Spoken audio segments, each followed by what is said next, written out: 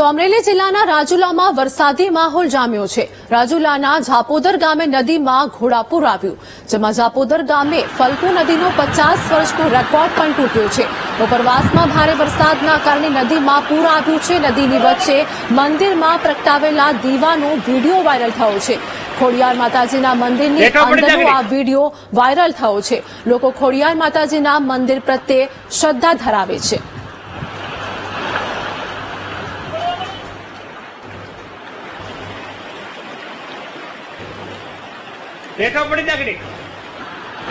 તો તમે પાણીમાં દીવો તરે છે એ માં ખોડિયારની દયા તો જો તમે પાણી એટલું હલ્યું જાય છે તો દીવો તરે છે મેલકો જો આ ઝાપોદર ઝાપોદરના ખોડિયારમાં સત જો તમે મારા વાલા જો ખોડિયારમાંની દયા તો જો દીવો તરે પાણીની અંદર દીવો તરે તો તમે પાણીમાં દીવો તરે છે એ માં ખોડિયારની દયા તો જો તમે પાણી એટલું હલ્યું જાય છે તો દીવો તરે છે મેલકો જો આ ઝાપોદરના ખોડિયારમાં સત જો તમે મારા વાલા જો ખોડિયારમાંની દયા તો જો દીવો તરે પાણીની અંદર દીવો તરે।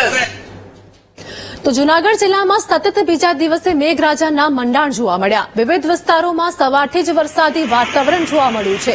ધીમી ધારે વરસાદ પડતા ખેડૂતોમાં ખુશીની લહેર છે, તો વાવણી લાયક વરસાદથી ખેડૂતોમાં આનંદ પણ જોવા મળી રહ્યો છે। તો જૂનાગઢની વાત કરીએ, સતત બીજા દિવસે વરસાદી માહોલ જોવા મળી રહ્યો છે અને વાવણી લાયક વરસાદથી ખેડૂતોમાં ખુશીની લહેર પણ છવાયેલી છે। ધીમી ધારે વરસાદ પડતા ખેડૂતોમાં ખુશીનો માહોલ પણ જોવા મળ્યો અને આ સાથે જ જૂનાગઢમાં બીજા દિવસે પણ વરસાદી માહોલ જોવા મળ્યો છે। વરસાદના કારણે રોડ રસ્તે પાણી ભરાયા હોય તેવા દ્રશ્યો પણ સામે આવ્યા છે। સતત બીજા દિવસે મેઘરાજાના મંડાણ જૂનાગઢમાં જોવા મળ્યા છે। સંવાદદાતા જય અમારી સાથે જોડાઈ ગયા છે। જૂનાગઢમાં સતત બીજા દિવસે વરસાદ, વાવણી લાયક વરસાદથી ખેડૂતોમાં આનંદ, શું અપડેટ? જી ચોક્કસથી જણાવ્યું કે જૂનાગઢમાં 2 દિવસથી જે વરસાદ વરસી રહ્યો છે। ગઈકાલે પણ જૂનાગઢ જિલ્લાના જે અનેક તાલુકા છે તેમાં પણ વરસાદ વરસ્યો હતો, 1 થી 1.5 ઇંચ જેટલો વરસાદ વરસ્યો હતો। ત્યારે આજે જૂનાગઢમાં પણ સવારથી વરસાદ ધીમી ધારે વરસી રહ્યો છે।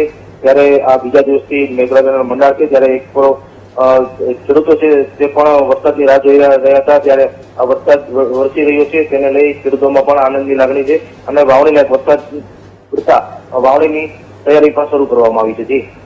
જી આભાર જય, સમગ્ર માહિતી આપવા બદલ।